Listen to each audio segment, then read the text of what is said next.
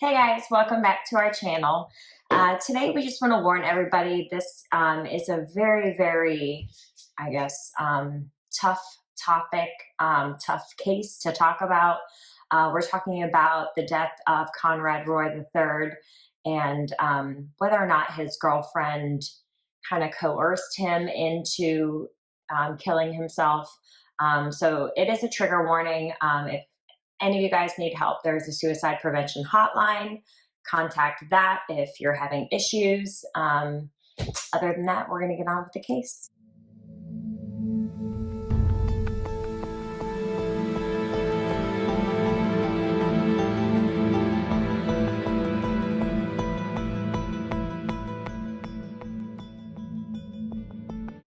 On July 12, 2014, 18-year-old Conrad Roy III took his golden retriever Holly for a walk. After that, his mother had asked him if he wanted to go to Horseneck Beach with his family and her boyfriend. That was in Westport, Massachusetts. They walked along the beach and kind of discussed his future. He had a scholarship to Westport or to Fitchburg University. He was planning on studying business. And his best friend Tom was going there. After they went to the beach, Conrad took his sisters, Camden and Morgan, out to get ice cream. Now, even though he had seemed kind of distracted, he was, like Ashley said, on his phone quite a bit. It wasn't really out of the ordinary for him to be like that. So they didn't really think anything of it. And his family even said throughout the entire day, he seemed to be in pretty good spirits and he seemed happy. At around 6:30 that day when they got home, Conrad was kind of distracted, like Harrison said. He told his mom he was going to visit a friend and that he would not be home for dinner. He then drove his black Ford F-250 to a Kmart parking lot. He placed the portable water pump in the back seat that was powered by a gasoline engine. He got into the truck, closed the door, all the windows, and turned on the pump. Carbon monoxide filled the cabin of the truck, and Conrad Roy took his last breath. Conrad Roy's life was over seamlessly before it even began. In August 2017, a young woman named Michelle Carter was actually convicted for involuntary manslaughter and sentenced only to 15 months, mind you. Yeah, which is not long enough, especially once we get into this. The jury found her guilty on that based off of her peer pressure, essentially, for the texts and the calls that she had to Conrad. Basically coercing him into doing it. So in this, we're actually going to go through some of the text messages, kind of focusing on the last day. We're going to read through a few of those, and you guys are going to just see how, I don't know, it's bizarre. Like, we were reading them today to just kind of refresh, and he's like, what the hell? I'm like, yeah. I know. I mean, it's scary. It is scary. Because these people like this are out there and they talk to other people. Right. Okay. So back to the story. So why would Conrad, a man who has like a promising future and like a young woman who's supposed to be his girlfriend, who loves him and cares about him, why would she do this? We're kind of going to get into who she was and who he was and what events happened to cause this whole crazy story. Conrad was born in September on the 12th in 1995, and he lived in a little seaside area in Massachusetts, and it was Metapoiset was the town that it was called. And he was actually a third generation, and his father's name was Co. Conrad, but yeah. They called him Co, yeah. Right? So when he was a baby, he actually got the nickname Coco. And then like Cocoa Krispies or Cocoa Puffs. Cocoa Melon for you with kids. Oh my God. Okay, break. Anybody else see that thing on TikTok where you play the sound and you see what your kid does? And they would come running. Yeah, it works. Okay, anyway, back to the story. Most of his family, and I think his aunt actually said it in an interview, they really described him as being really friendly and bubbly and outgoing. So overall, everyone seemed to love Conrad. So Conrad was athletic. He played baseball in high school. He loved the Red Sox. He was really smart too. He had a 3.8 GPA. He got a full ride to Fitchburg State, like I had said before. It's a lot better than me. Yeah. So he planned to study business. His family had this like marine salvage business where they would refurbish and sell marine parts and boats and stuff. He also got his captain's license at the age of 18, and that's like unheard of. People say it takes a lot of work to do that, and for him to get that at 18 is a really, really outstanding thing. At the time of his death, he was kind of torn in between going to college, and we'll talk about why, or just staying at home and doing the marine business with his family. Like he was planning on doing that anyway. He's like, why am I going to go get a business degree? You know, what's the point? He was suffering with a lot of social issues, as we'll get into. So he was kind of fighting with that in his head. A lot of Conrad's issues seem to stem from his parents' divorce. And they divorced in 2011. And at the time he was really impressionable still. So he was kept only up. 15. Yeah. Yeah. So it kept up with him quite a bit, especially at that young age. I mean, that can affect people at any age, really. But that seems to have molded the type of feelings in maybe the self-worth or his self-look on that led to these events. Right. And a lot of kids blame themselves for their parents' divorce. Right. Like, did they divorce because of me? Was I a bad kid? Blah, blah, blah. So, like Harrison said, his parents' divorce kind of pushed him over the edge. He had already been dealing with some depression and some social anxiety. And like he started seeing counselors at this age to help him with the transition. But it got really bad, like bad to the point where in 2012, he was hospitalized because he tried to drown himself by drinking too much water. Now, people think, oh, you can't do that, but you actually can drown your body and dilute all your blood and all your electrolytes and then have seizures. And yes, it can kill you, but it's not something that you can, no, you can't. You have to drink like gallons upon gallons, and most people will throw up before they actually kill themselves or have seizures or whatnot. And then a few weeks after that, he ate like a crap ton of Tylenol. Like, I don't know where this boy's researching, but it's like the worst way. It is. Tylenol is like the worst drug to overdose on because it's not going to kill you fast. It's going to kill your liver, and then you're going to get liver cirrhosis, and then you're just going to bleed out of every orifice. It's like, extremely painful. Yeah, right? That doesn't sound like a good time to me. I mean, I'm not trying to say he should have beefed up his Googling, but I mean, this was, he's not thinking. Right here, you can tell that he's not thinking rationally. And to me, honestly, what that looks like between both of those attempts, right? It kind of feels like it's more like a cry for help and like an attention thing. And not necessarily like he's craving attention, so he's doing something stupid to do that. Yeah, he doesn't want attention from people. But literally, like, he doesn't know what else to do to get help. So I think it's unintentionally an attention-seeking thing, but he's doing it as a cry for help. Because I don't think that in either one of these, he actually expected to succeed in killing himself. Right.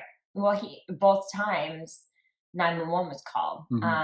His mom found out one time, and then I think he called his friend Tom, who was the one at Fitchburg State, and then Tom called his mom, or they called 911. Something happened, but both times he was rescued. So he didn't follow through. I mean, he had these thoughts in his head that early in his life, but like Harrison said, it wasn't to get attention from people. It was more so, hey, I'm hurting inside. Like, I want to kill myself. Please help me.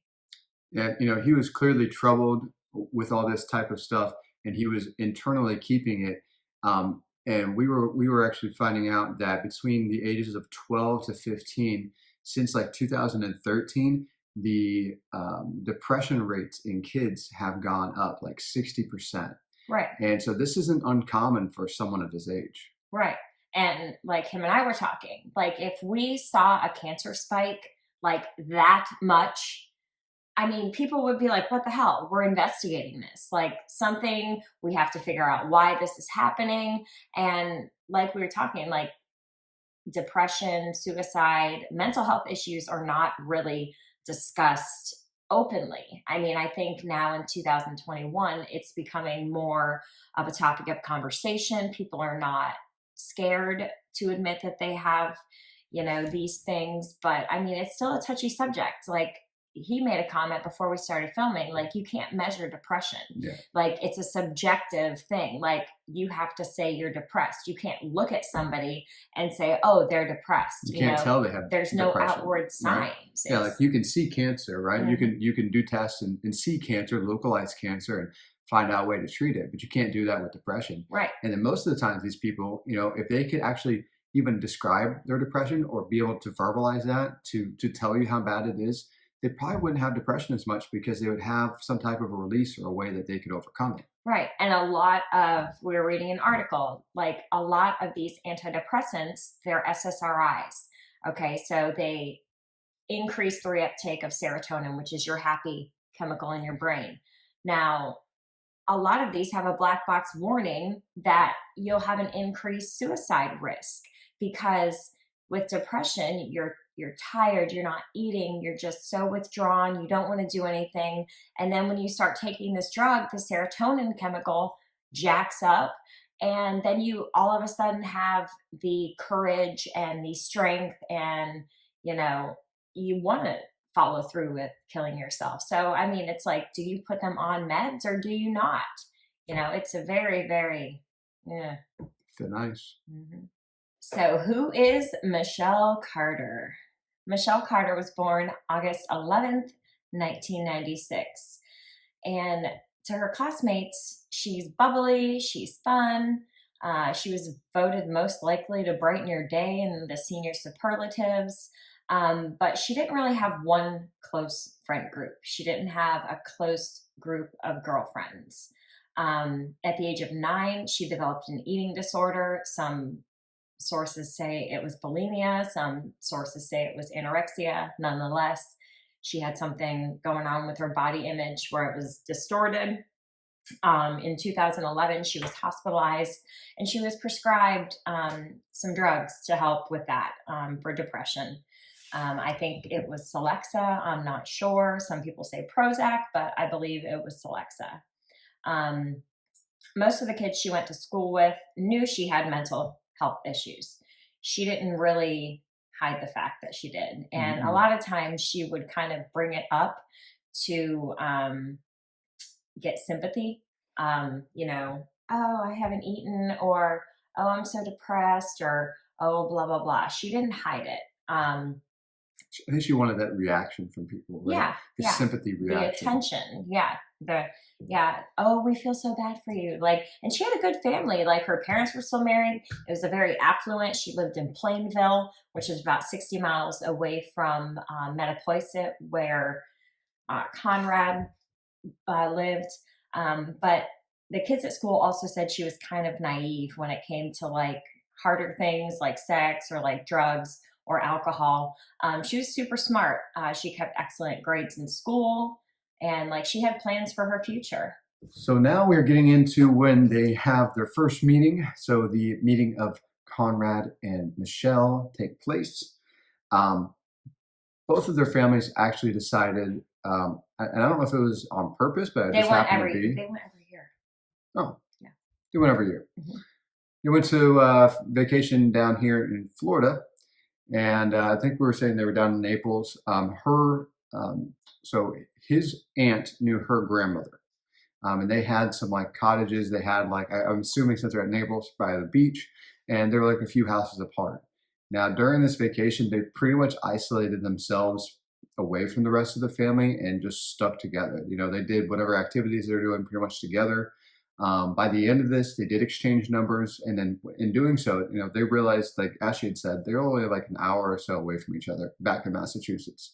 So they kept in contact, but through the length of their, and I'll say relationship, because a texting thing is, whatever what kids do, I suppose. These days. But through the relationship, they only actually hung out and met like 2 to 3 times. Yeah.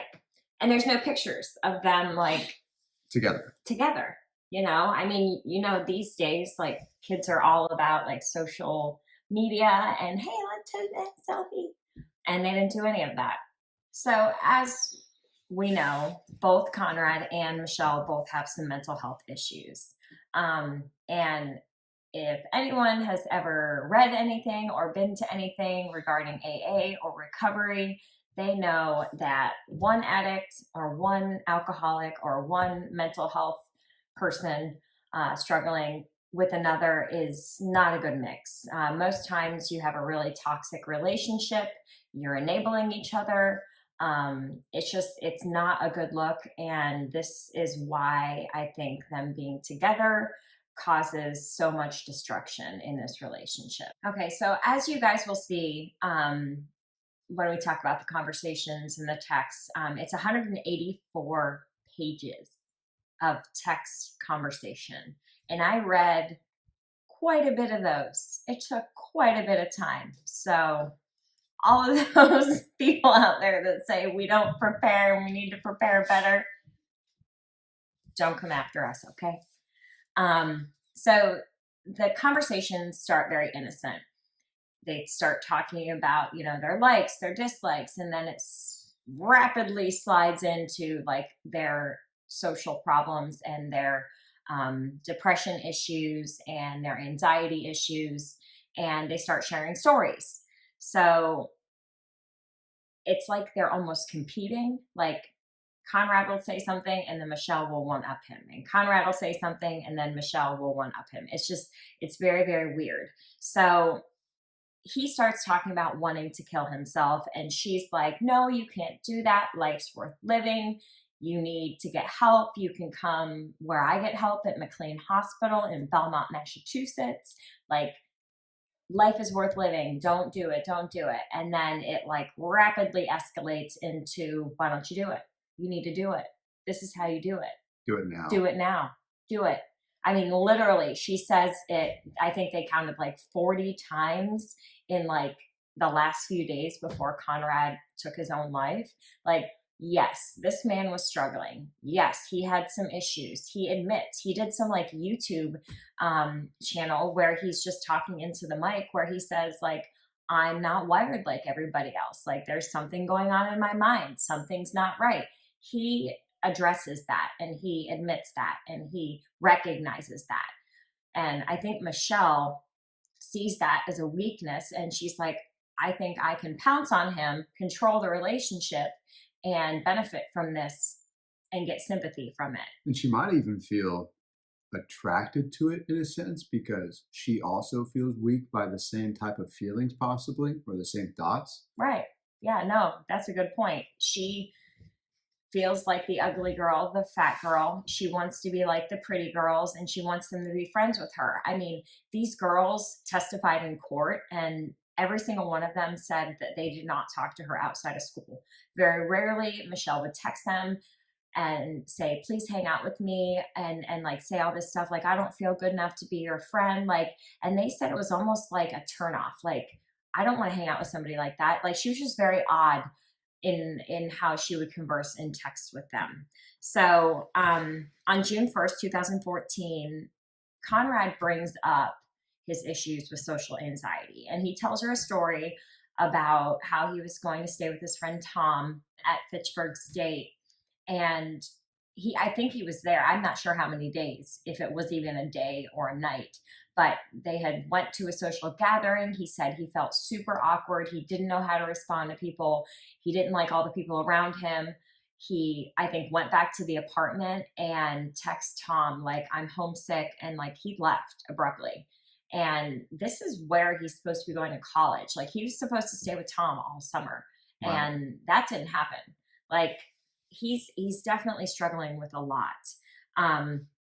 So again, he tells her that. They converse back and forth, and she admits to him, like, I've had an eating disorder. I compare myself to girls all the time. I have issues just like you. So after hearing Conrad's story about he left Fitchburg State, Michelle tries to offer him like advice. Hey, listen, next time, don't leave. Stay. Breathe through it. You can do it. You need to get help. Blah, blah, blah. She's consistently saying you need to get help. And Conrad's like, no, I'm not going to get help. I don't think my parents would be okay with that. They won't approve. And, anyways, I'm back on my meds because I think he had started meds in 2012 when he attempted his suicide, and now back, I think he, you know, started back on him. I mean, his parents said that they thought he was getting better, that he appeared more active and happier. So, like, I don't know how he got back on the meds, whether he had some left over or he just, I'm not certain about that. So, but he said that he was taking them again and that they would probably kick in, and this social anxiety issue would probably just go away. So the thing that we're trying to explain is that they met in 2012. They developed a relationship. It ended for whatever reason. I think Michelle had said that she was ignoring him because she didn't feel pretty enough. He deserved better, blah, blah, blah. So it ended, but they kept in touch. They never let each other go. I'm not sure if they maybe went back to Florida every year, saw each other. But like they drifted apart and got back together, drifted apart and got back together. And I think it was like 2 years that they've been talking, that she was actually trying to tell him to get help. So it was like 2 years, I think. Yeah. So it had been going on, that's a good while, right? Especially for when you're in high school, right? That's 2 years is everything. Yeah. So between that time of them getting back together, breaking up, I'm sure between both of them with the mental issues, whatever they're going on, it probably added a lot to their social anxiety and like where it all ended up bottlenecking. But I think they both also sought like refuge in each other because they knew that I'm not embarrassed to talk about X, Y, and Z with Michelle or Conrad because it's like a safe place for them. Yeah, I know that they're not going to judge me or, whatnot. So, I mean, it's just, like I said, one addict and an addict is a toxic relationship. It just spins the wheel, baby. All right. And this is about early mid-June, right? So they're talking, have a normal conversation. Michelle urges Conrad that he needs to get help, right? And she's kind of like, you keep talking about wanting to do this and you're all talk, no action. You need to get help, right? You need to get help. This has got to stop. And he responds back to this is like, no, I'm not going to get help. It's not going to work. He's completely against the entire idea because he thinks it's a waste of time. This is where everything shifts, right? So instead of going along with what she normally does, Michelle buys into it. And she says, basically, okay, well, then basically, why don't you just do it? And she starts talking, she's like, wait, how about killing yourself? You're just going to kill yourself? And she does this, and it's almost like she plants the seed in his head that kind of triggers I get validation from somebody else. This is okay. So from that conversation all the way up to the beginning of July, they are back and forth talking about ways to do it, talking about where to do it, and she is like full on, like she's now committed. Yeah. And she is interacting with him and she's agreeing with him and planting ideas in his head, almost daring him to do it. And she's getting mad when he doesn't do it. Like he says a few times, okay, tonight's the night. And then in the morning when she gets a text from him, she's like, oh, I knew you were a wussy, or, oh, you didn't do it. I'm a fool. You embarrassed me. And like, what the hell? Like, he doesn't owe anything to you. Like, what the hell is wrong with this girl's brain? Yeah. She did a complete switch. Yeah. So I'm going to kind of go over the day of this whole thing happening. I printed out the text and I'm going to read a few of them. I'm just going to go through that day and you guys are going to see how bizarre, like you can print these out or you can read them as well. They're available. The whole 184 pages is available online. So if you want to go down that rabbit hole, but it's like, I got a headache after reading it. I was like, oh my God. In 1 minute, they're like, oh, you should kill yourself, blah, blah, blah. Oh, I love kayaking. I'm like, what the, like, how can you go? Like, it's like a fantasy world. Like, they're living up here, like in a cloud. I don't know. It's really weird. All right. So bear with us during this. I'm going to be reading these. I want you guys to get the full effect. So I'm reading verbatim. So 7/12/2014, around 4 a.m., they're talking and she says, Conrad at 4:07. And he says, yeah, sorry, I fell asleep. And she says, why haven't you done it? And he says, well, my head's too messed up. And she says, what are you talking about? He said, my head. You can't you can't think about it. You just have to do it. You said you were going to do it. Why don't you just do it? I don't get it either, he says. I don't know. And she says, so I guess you're not going to do it then, all for nothing. I'm just confused. You were so ready and determined. And he says, I am going to eventually. I just don't know what I'm waiting for, but I have everything lined up.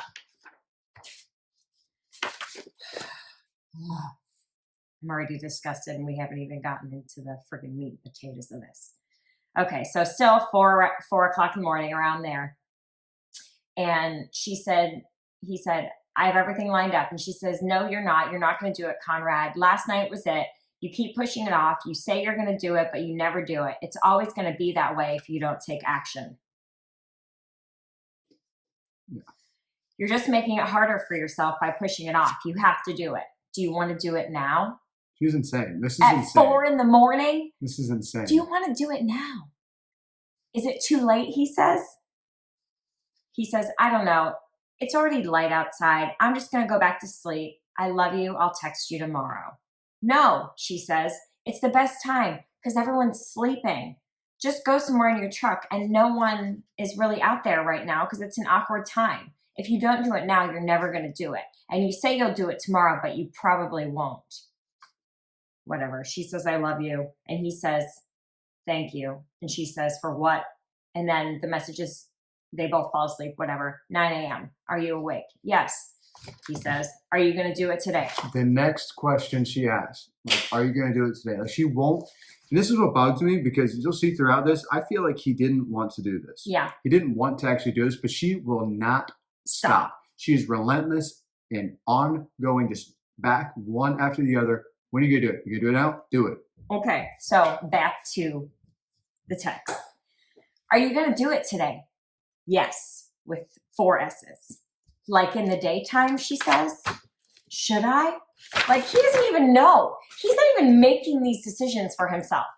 Yeah, it's less suspicious. You won't think about it as much and you'll get it over instead of waiting until the night. Yeah, then I will, he says. Like where? He doesn't even know where to go. Oh my God. Like you could go to an enclosed area. Go in your truck in like a parking lot or something. Do it now, like early. Didn't we say this was suspicious? He says, like she's going back and forth. She did just say the night prior to do it at night, yeah. Right? And she says, no, I think night is more suspicious. Again, a kid sitting in his car, just turn on the radio and do it. It won't be suspicious and it won't take long. He says, all right, I'm taking Holly for a walk. Okay, she says. He says, I don't know why I'm like this. And she says, sometimes things happen and we just never have answers why. He says, I don't know why I'm so hesitant lately. Because you don't want to do it. Like 2 weeks ago, I was willing to try everything. And now I'm worse, really, really bad. And I'm falling through. It's eating me inside. She says, you're so hesitant because you keep overthinking it and pushing it off. You just need to do it, Conrad. The more you push it off, the more it will eat at you. You're ready and prepared. All you have to do is turn the generator on and you'll be free and happy. No more pushing it off. No more waiting. He says, you're right. It's insane. If you want it as bad as you say you do, it's time to do it today. He says, yep, no more waiting. Okay, I'm serious. Like you can't even wait till tonight. You have to do it when you get back from your walk. Thank you, he says. For what? He says, for still being here. She says, I would never leave you. You're the love of my life, my boyfriend. You're my heart. I'd never leave you. That is psychotic. Aw, I love you. I love you too. Like, when will you be back from your walk? He says, like 5 minutes. And she says, okay, so are you going to do it?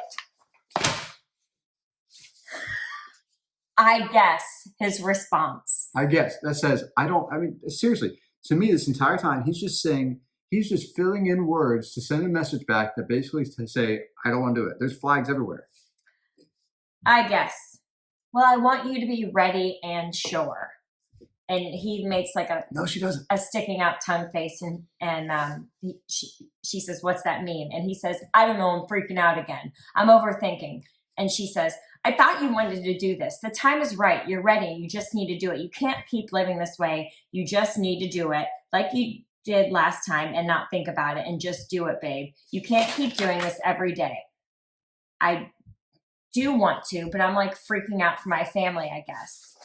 Conrad, I told you I'd take care of them. Everyone will take care of them and make sure they won't be alone and people will get them through it. We talked about this. They will be okay and accept it. People who commit suicide don't think this much. They just do it. That is like, he says, I know. Thinking just drives me more crazy. Exactly. You just need to do it. I mean, what is that? What are we on? Like number 30 of her saying you just need to do it? I feel like that's what, exactly. You just need to do it, Conrad, or I'm going to get help for you. You can't keep doing this every day. He says, okay, I'm going to do it today. Do you promise? She says. He says, I promise, babe. Like right now? Where do I go? He says. And you can't break a promise. Just go to a quiet parking lot or something. He says, okay. Go somewhere you won't get caught. You can find a place. I know you can. Are you doing it now? I still have no clue, he says. Not finding a place to go isn't an excuse, she says. It's insane. I mean, I can't find any other word but insane. Yeah. And he says, I know where to go. She says, or he says, I know. Or I know where to go. And she says, where? And he says, a parking ride. And they're like, what is that? And he says, it's a parking lot. And she says, oh, okay. Either that or go to the beach. And she's like, why would you go to the beach? And he says, well, that's where my mom's going and she's making me go. And she's like, well, I thought you were just going to do it. And he said, well, I got to go to the beach. I'll do it when I get home. And she says, okay, you promise? I'm going kayaking anyways. Blah, blah, blah, blah. And she says, ha ha, you love kayaking. He says that. No. Nice try. He says, haha, you love kayaking. I just don't like her. And she says, yep, something I wish we could have done. Make sure you take your son kayaking. Because previously, let me just stick this in here. They talked about her having a kid after he's dead and gone, and her naming it Conrad, and her telling her son all about Conrad and why he was named after this young boy. Did I say insane? Insane. Okay. And she says, of course I will. And this is all at like noon. Okay. So they said they're kayaking. I love you. I love you. And then he messages her around 1 and says, I'm in the worst pain. And she says, great. I think it's time to do it now then. And she says, do you agree? And she says, Conrad, please answer me. And about 2 hours later, he says, I'm still at the beach. And she says, oh, okay, sorry. Let me know when you're leaving. And blah, blah, blah. And she said to him, they like had a conversation about someone called her while they were texting or talking on the phone, whatever. And he messages her, I'm determined. And this is at 3:40. And she says, I'm happy to hear that. He says, I'm ready. So in a matter of like a couple hours. Yeah. He has went from, I don't know what I don't know where to go. I don't know what to do, blah, blah, blah, blah, blah, to I'm determined. I'm ready. Good. Because it's time, babe. You know that. When you get back from the beach, you've got to do it. You're ready. You're determined. It's the best time. He says, okay, I will. At 4:26, are you back? No more thinking. Yes, I need to just do it. I'm on the way back. I know where to go now. She says, where? And he says, a parking lot. There's going to be no cars there. There at 9. So that's when I'll be found. I don't know what that means. And she says, okay, perfect. And she says, when will you be home? And he says, 10 minutes. And she says, or he says, I don't want to kill anyone else with me. And she says, you won't. He says, what about when they open the door? And she says, well, it's colorless and odorless. Or he says that it's colorless and odorless. And, you know, what if they open the door and they breathe it in and die too? And she says, you're overturning. They will see the generator and realize you breathed in CO. And he says, well, should I keep it in the back seat or the front? And she says, well, in the front, you could write a piece of paper on it, say warning, carbon monoxide. And he's like, well, what if I do that and someone sees the note before I actually kill myself? And she says, well, wait, the generator is going to be on and you'll be passed out, so they'll know you used carbon monoxide poisoning. And then they talk about how loud it is. And then she says again at 5:08, are you going to do it now? And he says, I'm home. And she says, ah. And he says, what? Or he says, I don't know. I'm stressing. You're going to be okay. You're going to be fine, babe. Don't think about it. You can do it. And he says, okay, I got this. And she says, yes, you do. I believe in you. Did you delete the messages? Yes. But are you going to keep messaging me? He says. And she says, yes, I will until you turn on the generator. He says, I'm going to bring my sisters for ice cream. And she says, so are you going to do it when you get back? They exchange I love yous, blah, blah, blah. And she says, are you back? Because he's talking about procrastinating. And he says, yep, at 6:03. So she says, so it's time. And he says, oh, it's been time. And she says, are you going to do it now? And he says, I don't know how to leave them. And she says, say you're going to the store. I think he means leave as in die, not leave the house. Right. And it's upsetting to me. Again, she doesn't even realize that she's just telling this dude to walk away from his family forever. And he does not know how to leave his family forever, knowing he's not going to see He them. doesn't need an excuse to walk out the door. She answered the question so simple-minded. I mean, that just drives me insane. It pisses me off. The whole thing just makes me mad. So she says, you're overthinking. He says, I know I'm overthinking. I've been overthinking for a while. I just have to do it like you said. Like you said. Famous last words. And she says again, are you going to do it now? And he says, well, I haven't left yet. And she says, why? And he says, I'm leaving now. Okay, you can do this. He says, I'm almost there. Okay. And this was at 6:28. He says, or at 6:25, he says, I'm almost there. And at 6:28, she says, okay. At 9:19, she messages him, please answer me. I'm scared. Are you okay? I love you. Please answer. At 10:38, you're at your dad's. Camden told me. I guess I'll get you help soon. 10:38 again. I thought you actually did it. Well, what makes me even more mad there is she said, please answer me. I'm scared. Are you okay? But okay, I'm not saying to her defense, but she probably thought he didn't do it. And then I think she called the mom's house, and the mom said that he had told her he was going to a girlfriend, like a friend that was a girl, and she didn't want to tell Michelle that. That's right. Yeah, so she said, tell, whoever's on the phone that he's at his dad. So his sister told Michelle he was at his dad. So that's why I think she supposed that, he didn't follow through with it. But didn't they also talk on the phone when he was there? Yeah. So that is one thing that we were going to talk about after all this is there is a time span from 6:28 when she says, okay, after he said, I'm almost there, to 9:19 where it says, please answer me. So there were two separate phone calls. There was an incoming and an outgoing. Like they were each like 30 to 40 minutes. There's some controversy between what was talked about. We're going to get into the trial portion. It's just going to be a real quick snippet because we're getting kind of long here. But the reoccurring topic discussion, she is convincing him to do it, and he's not sure. He doesn't want to leave his family.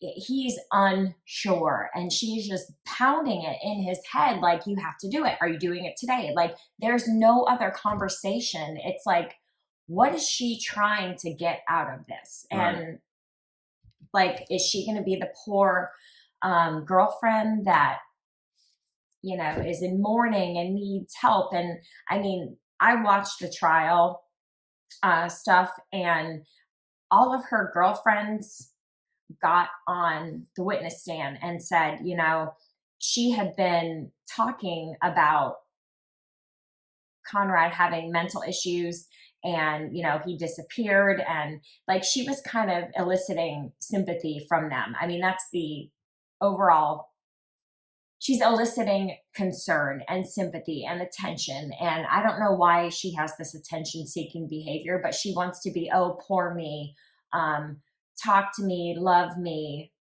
feel bad for me. Right. She even did homers for Conrad. It was like a baseball event a few days after his death.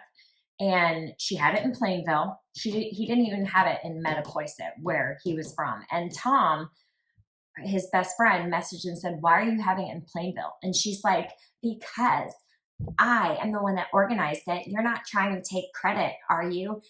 I've already had." She was like, "It was my idea." My idea. It's like, okay, this is supposed to be about Conrad, not you, Michelle.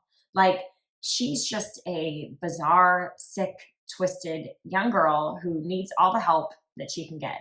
So now I'm just going to go over the court proceedings really quick here. We're going to wrap this up.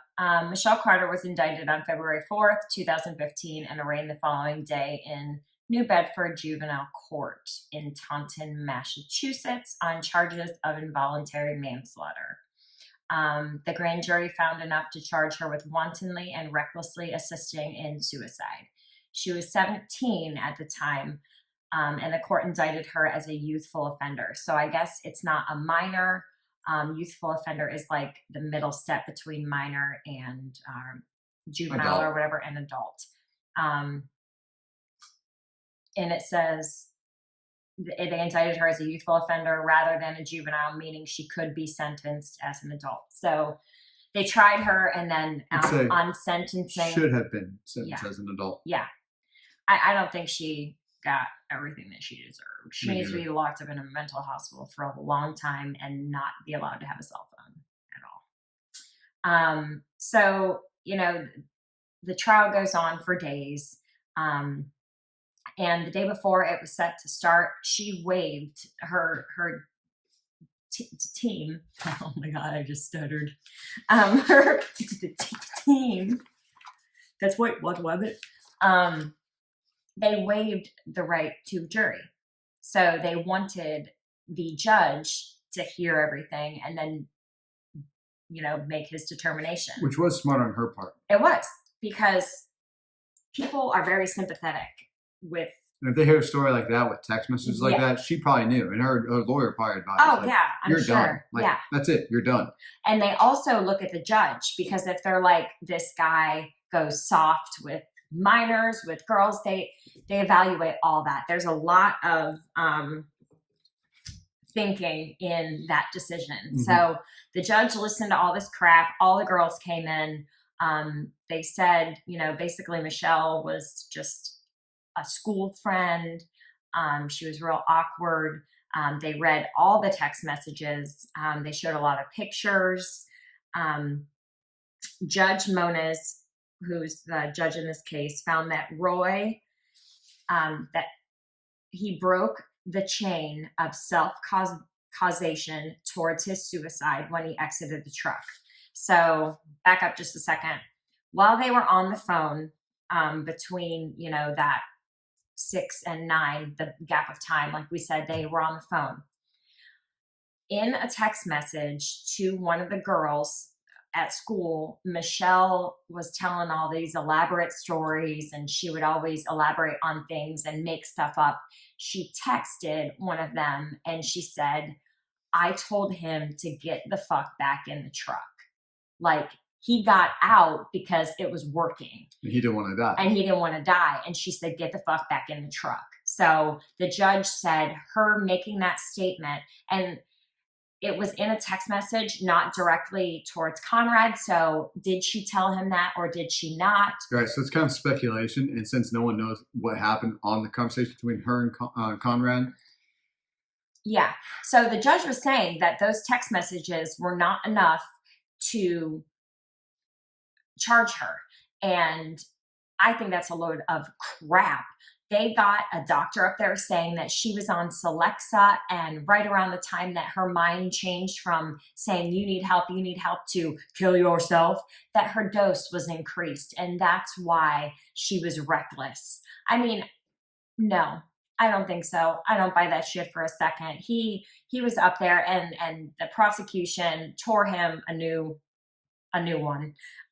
So the judge did find her guilty because she basically put him back in harm's way when he was trying to get out. So she was sentenced to like 15 months. She had like 5 years probation. I mean, she got out in January 2021. There's like a whole YouTube special on why she got out, and she was a model prisoner and blah, blah, blah. I don't care. I know prison is about reform, but this girl egged on a boy who didn't know who he was. I mean, she took a mentally unstable person who she knew was mentally unstable, and without a doubt pushed and pushed and pushed until he mentally couldn't handle it anymore. She took advantage of that situation, and he killed himself. Yeah. I didn't. It'd be the same. It's like cyberbullying. It's the same thing as cyberbullying. Yeah. I mean, I know that since this case, there have been a lot of, they've looked at cyberbullying and bullying in general with text messages. You know, can that correlate to a manslaughter charge or a homicide or suicide? Or they've done a lot of looking into laws and a lot of changes to the laws because of this case. Yeah, I think it should be. Yeah, I do too. I mean, you can really hurt somebody, especially like Harrison said, if they're mentally unstable and you're continuing to egg them on and egg them on and egg them on and fill their head with these thoughts. Like every second you're talking to them, she's saying, do it now. Are you going to do it? Do it, do it. And it's like, Jesus, the reoccurring theme is she wants him to kill himself so she can get the one person he's closest and feels like he can connect with and he loves and she loves him. Yeah. The one person in his life like that is telling him, do it. Stop messing around, kill yourself. Yeah. So this was a really hard case to go over. I was just kind of disgusted with it. Me too. Yeah. And did you read that Amanda, who's that girl we just did?